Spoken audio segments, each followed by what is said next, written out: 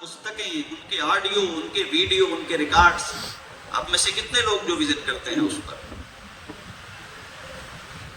archive.org पर जाकर के जिन्होंने किसी प्राच्य सिद्धांत के प्राचीन प्रकाशित ग्रंथों की कॉपी डाउनलोड की हो, कितने लोग हैं?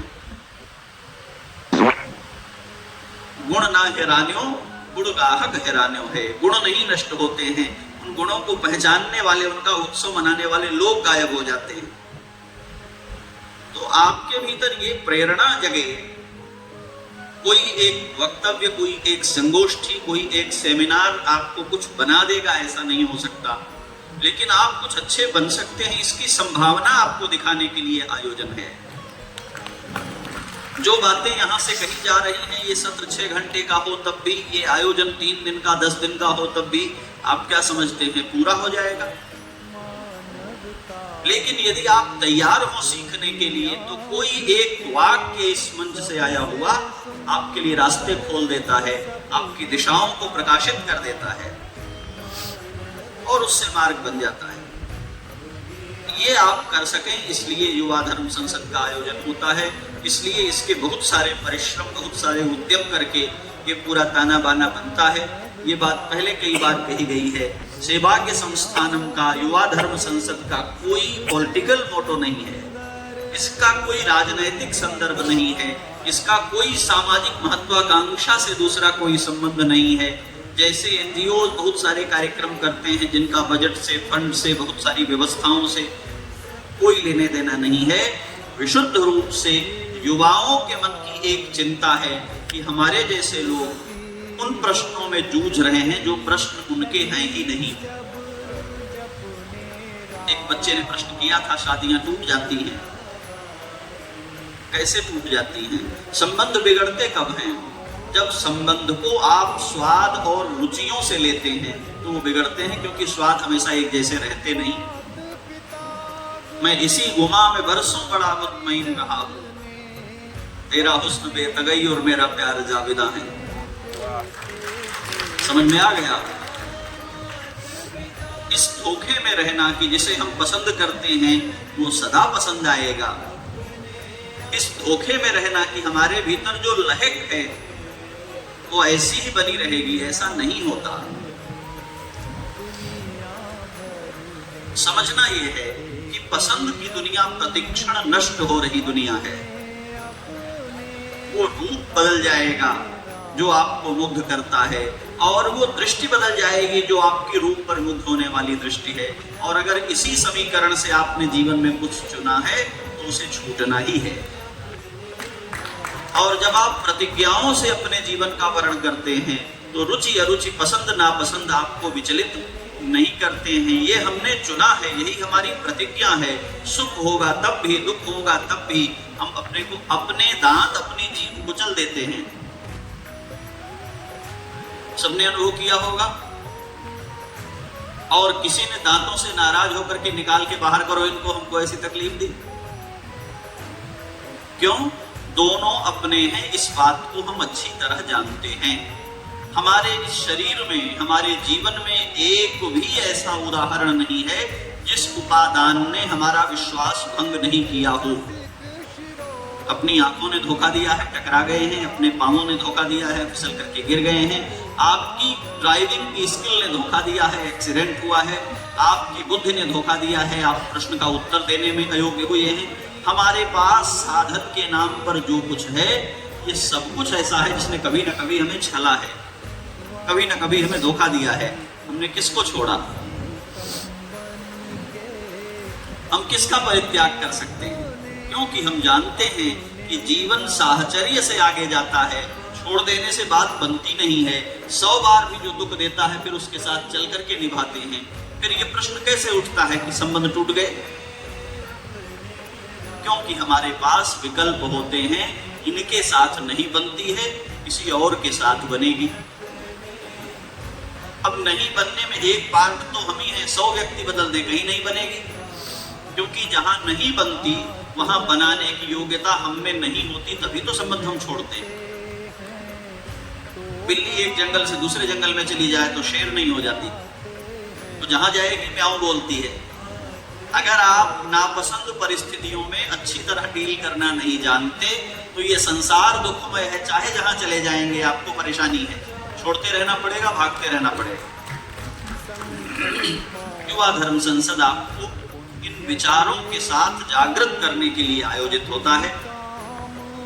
ये केवल बौद्धिक युक्ति, ये केवल तर्क वितर्क तक सीमित नहीं रह जाए, इसलिए इसमें देश भर से अपनी सामर्थ्य और सीमा में हम लोग उन प्रामाणिक मनीषियों को, महापुरुषों को आमंत्रित करते हैं जो महापुरुष आपको आधिकारिक रूप से उन बातों को प्रमाणित करके बता सके।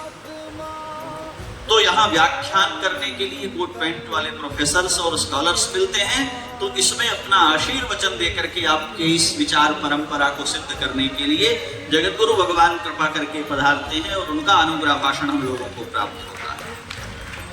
मैं आज इस समापन सत्र में पूज्य स्वामी जी महाराज के चरणों में बारंबार वंदना करते हुए कांची कामकोटि मठ के लिए, विश्वविद्यालय परिवार के सभी पदाधिकारियों के लिए बारंबार अपनी कृतज्ञता और आभार व्यक्त करता हूँ।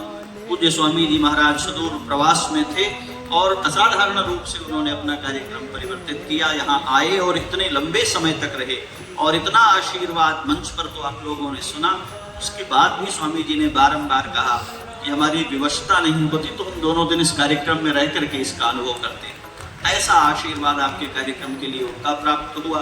वक्ताओं का, मनीषियों का, माननीय दत्तात्रेय होश बोले जी राष्ट्रीय स्वयंसेवक संघ के सरकार्यवाह, उन्होंने कल जो भाषण दिया वो अद्भुत बात है आपके लिए। एक एक वाक्य में उन्होंने पूरी भारतीय परंपरा को आपके सम्मुख रखा और ज्ञान की, मीमांसा की, दर्शन की, भारत को समझने की, भारत भाव की अवधारणा को उन्होंने अनेक संदर्भों में स्पष्ट किया।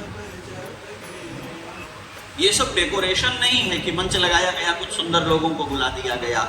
ये एक अनुष्ठान है, ये एक चिंता है, ये एक प्रयोग है कि आप जो यहाँ आकर बैठे हैं इनमें से किसी एक को ये अवसर नहीं है कि वो जब चाहे तो पूज्यपाद शंकराचार्य जी महाराज के पास जाकर के अपनी बात करके प्रश्नोत्तर ले आए। वहाँ घंटों लोग खड़े रहते हैं पंक्ति में और ऐसे ही सामने से एक बार में गुजर जाते हैं। स्वामी जी की दृष्टि पड़ी नहीं पड़ी वो मान लेते हैं कि हम धन्य हो गए। क्यों? ऐसे महापुरुष तो बहुवल्लभ जिनको कहा है ना। पंडित जयदेव ने गीत गोविंद में भगवान श्री कृष्ण के लिए गोपी ने प्रतीक्षा की, भगवान ने आने को कह दिया है, समय पर नहीं पहुंचे, बहुत क्षुब्ध होकर के दूती को जो संदेश लाई थी उसको डांटने लगी।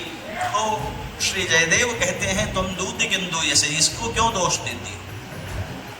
तुम्हारा जो प्रियतम है वो बहुवल्लभ है, बहुत लोगों के द्वारा चाहा जाता है, बहुत लोगों को आने के लिए कहा होगा, कहीं पहुंचा कहीं नहीं पहुंचा।